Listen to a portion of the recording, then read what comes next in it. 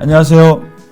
말씀 묵상 이광재 목사입니다. 저희는 지금 계속해서 이 가나안 땅의 이 땅 분배의 그런 여러 가지 내용들을 같이 보고 있습니다.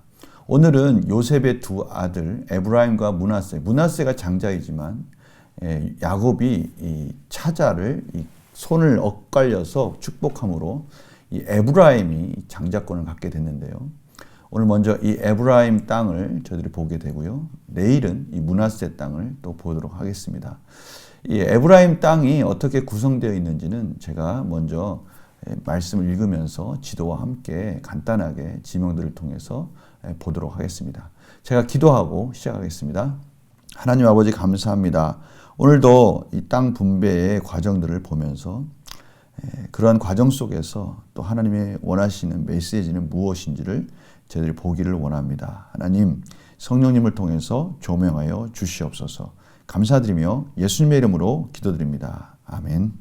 여호수아 16장 1절에서 10절 말씀을 먼저 봉독해 드리도록 하겠습니다. 요셉 자손이 제비 뽑은 것은 여리고샘 동쪽 곧 여리고 곁 요단으로부터 광야로 들어가 여리고로부터 베델 산지로 올라가고 베델에서부터 루스로 나아가 아렉 족속의 경계를 지나 아다롯에 이르고 서쪽으로 내려가서 야블레 족속의 경계와 아래 벳호른과 겟세레까지 이르고 그 끝은 바다라. 요셉의 자손 므낫세와 에브라임이 그들의 기업을 받았더라. 에브라임 자손이 그들의 가족대로 받은 지역은 이러하니라.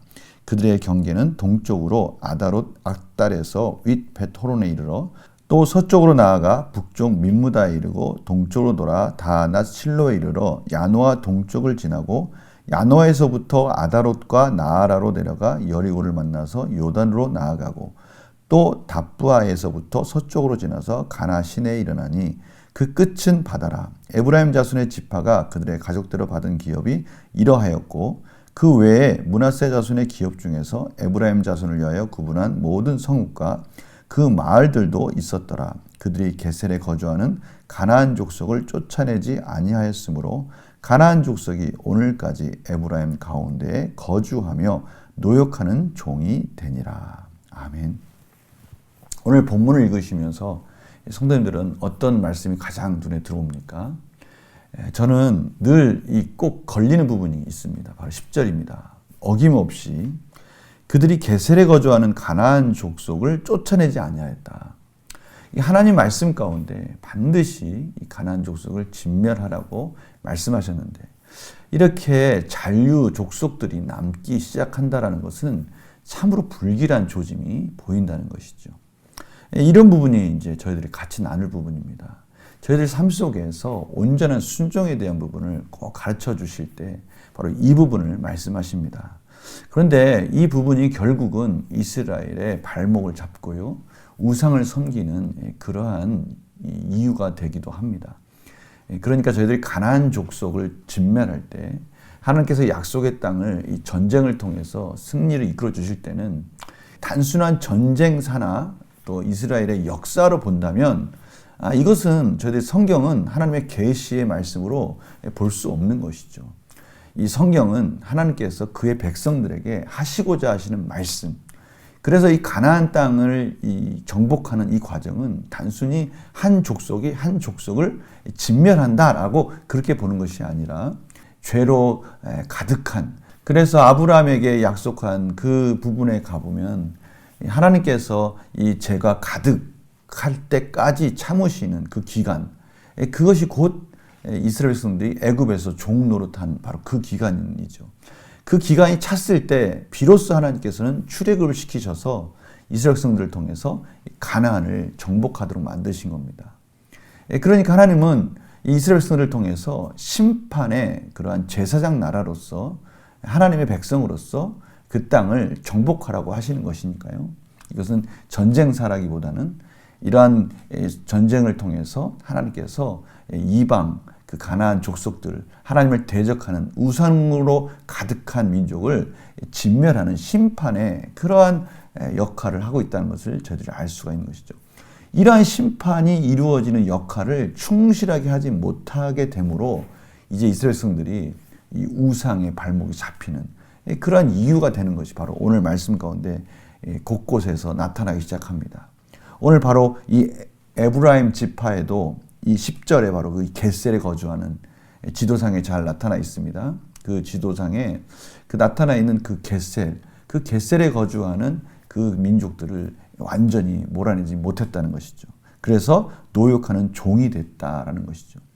이들이 노역하는 종이 되지만 어느 순간에는 그들이 다시 역전해서 이스라엘을 문화적으로 또 여러 가지 군사적으로 지배할 수 있는 그러한 가능성들이 열리게 되는 것입니다. 저희들이 이 부분을 가지고 또 저희들 삶 속에서 또 적용하는 그런 문제로 같이 한번 풀어보는 시간 갖도록 하겠습니다. 요셉의 자손 므낫세와 에브라임이 받은 땅의 경계는 어디입니까? 지도를 보면서 같이 보도록 하겠습니다. 1절, 3절까지 그 경계가 나오는데요. 저희들이 중요 지점을 가지고 보겠는데 먼저 요단으로부터 요단 여리고로부터 해서 베델 산지로 올라갑니다. 그리고 베델 산지로부터 이 지중해까지 쭉 경계를 이루고요. 그래서 겟셀에까지 이릅니다. 이것이 바로 이 에브라임이 차지한 땅의 경계를 이루고 있습니다. 므낫세는 내일 같이 보도록 하겠습니다. 에브라임 자손이 가나안 족속을 쫓아내지 못한 결과가 어떤 일을 합니까? 10절이죠. 겟셀에 거주하는 가나안 족속을 쫓아내지 아니하였으므로 이 가나안 족속이 오늘까지 바로 이 말씀을 기록하는 그 때까지 에브라임 가운데 거주했다라고 말씀하고 있습니다. 그래서 이 부분을 가지고 연구와 묵상 질문을 보도록 하겠습니다. 에브라임 자손이 가나안 족속을 쫓아내지 못했다는 것은 무엇을 의미합니까? 신명기 20장 16절 18절 우리가 나와 있는데요. 오직 내 하나님 여호와께서 내게 기업으로 주시는 이 민족들의 성읍에서는 호흡 있는 자를 하나도 살리지 말지니. 다시 말하면 생명이 있어서 같이 상호 이스라엘 성들에게 영향을 끼칠 수 있는 그러한 것들에 대해서 하나님께서 강하게 경고하고 계십니다. 그러면서 각 족속들을 나열합니다. 헷 족속, 아모리 족속, 가나안 족속, 브리스 족속, 히위 족속, 여부스 족속을 진멸하되 내 하나님 여호와께서 내게 명령하신 대로 하라.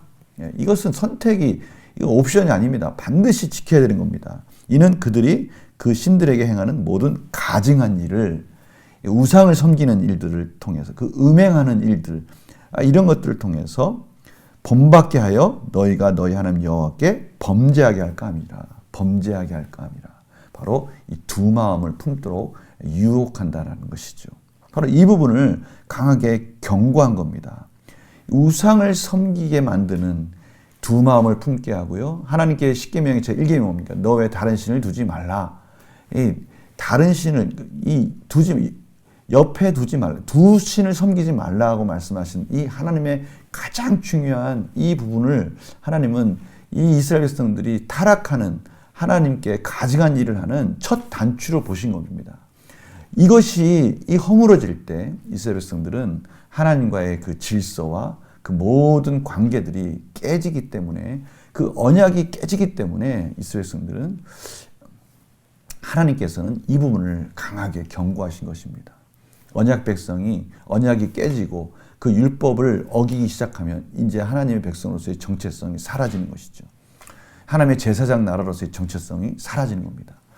하나님이 바로 그 부분을 경계하고 계십니다. 오해하지 말아야 될 것은요. 하나님이 이스라엘 백성들을 그 제사장 나라로서 또 이러한 심판의 도구로서 쓰는 것이 아니라 하나님의 질서가 하나님의 순종하는 자리에서 제사장 나라로서 산다는 것은요. 하나님이 창조하신 질서의 가장 아름다운 모습을 말씀하시는 거예요. 바로 그 부분이 하나님의 형상이 완전히 회복되지 못하고 깨지는 바로 그 부분을 하나님께서 지금 지적하고 계시는 것입니다. 이 느낀 점 볼까요? 헛된 욕심으로 사명을 끝까지 완수하지 못한 에브라임 자손을 보면 무엇을 느낍니까? 이것은 이제 저희들의 삶에 대한 또 경고의 메시지이기도 합니다. 저희들이 하나님 말씀에 온전히 순종한다는 것은요. 저희들이 이성적인 판단이나 무슨 합리적인 근거를 가지고 하나님을 섬긴다는 것이 아닙니다. 물론 그러한 설득의 과정이 필요합니다. 그러나 중요한 것은 말씀의 우선순위, 말씀을 믿음으로 말미암아 저희들이 이해하는 겁니다. 말씀을 믿지 않고는요. 지금 이 하나님의 말씀이 저희들 가운데 이해되지가 않습니다. 저희들은 이해하기 위해서 말씀을 믿고요. 하나님을 믿고 예수 그리스도의 십자가를 믿는 겁니다. 이러한 온전한 믿음을 통해서 저희들이 한 걸음 한 걸음 나아가는 겁니다. 그런데 이 온전한 믿음으로 나아가는 과정 속에는요, 끊임없는 이러한 유혹들이 온다는 겁니다.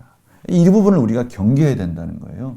이 믿음에 대한 유혹, 그것이 뭡니까? 하나님을 섬기는 데 있어서 세속적인 세계관이 하나님의 기독교적 세계관을 무너뜨리는 그러한 일들이 늘 우리 삶 속에서는 도사리고 있다는 겁니다. 그것은요, 저희들이 오늘 말씀 정말 중요한데요. 신앙이 하나님 중심, 말씀 중심이 아니라 내 개인적인 선택의 그러한 중심으로 가지 않도록 조심해야 된다는 겁니다. 세속적인 세계관의 핵심은요, 개인주의입니다. 내가 원하는 것을 선택하는 겁니다. 내 중심으로 신앙생활을 하는 거예요. 오늘 이스라엘 성들이요, 이 가나안 족속들을 하나님께서 진멸하라고 말씀하셨어요. 그런데 거기에 무슨 선택이 있어서는 안 되는 거예요.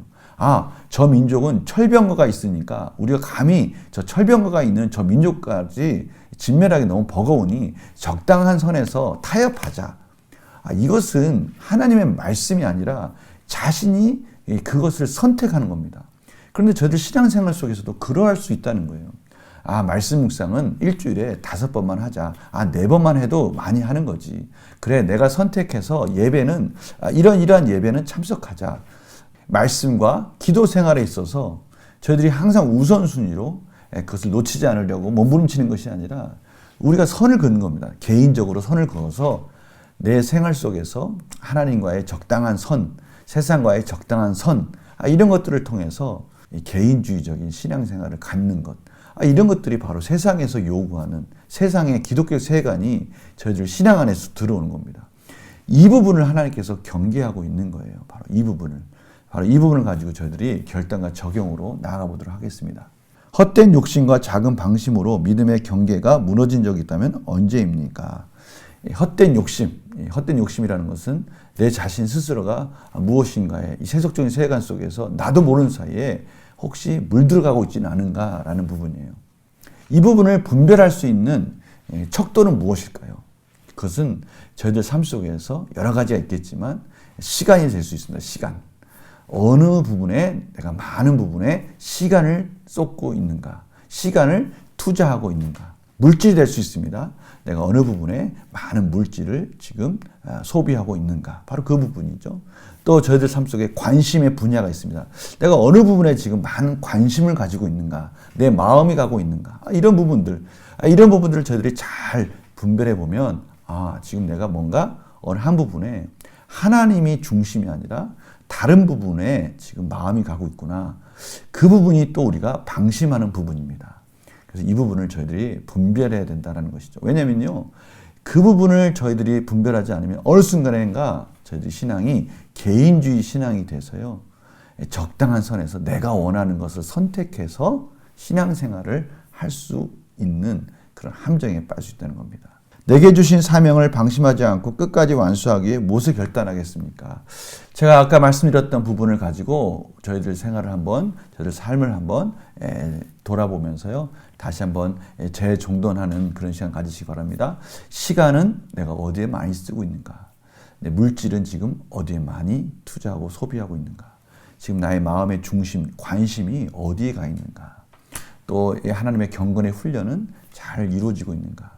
말씀에 대해서, 말씀 묵상에 대해서, 기도의 재단에 대해서, 예배 회복을 위해서 어떻게 하나님과의 풍성한 관계를 지속하고 있는가.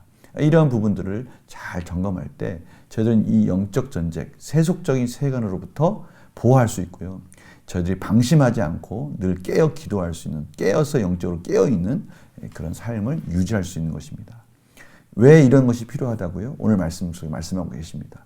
그러한 것들을 놓쳤을 때 결국 그것들이 저희 삶 속에서 하나님과의 관계를 깨트리고 하나님과의 삶 속에서의 풍성한 관계를 깨트리면서 저희들의 평안을 뺏어가고요.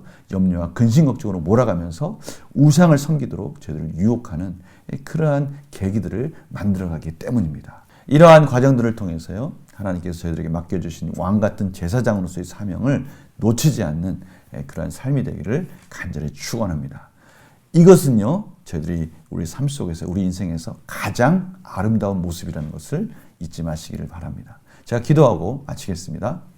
하나님, 저희들 삶 속에서는 순간순간 저희들이 연약한 부분을 그 틈을 타고 들어오는 여러 가지 유혹들이 있습니다. 세속적인 세간들이 있습니다. 어떻게 하든 저희들을 하나님과의 풍성한 관계에서 멀어지게 하려고 합니다. 하나님 오늘 말씀을 통해서 다시 한번 저희들의 삶 전반적인 부분들을 점검하고 하나님과의 풍성한 관계를 회복하며 방심하지 않게 하여 주시옵시고 깨어있게 하여 주시옵소서. 감사드리며 예수님의 이름으로 기도드립니다. 아멘. 앞으로 땅 분배에 있어서 계속해서 온전하게 그 땅을 진멸하지 못한 부분이 계속 반복도 나올 겁니다. 참 안타깝지만 이러한 반복적인 이런 패턴은 또 저희들에게 있어서 저희들 삶 속에서는 이러한 일이 일어나지 않기를 원하시는 하나님의 마음으로 저희들이 받기를 원합니다.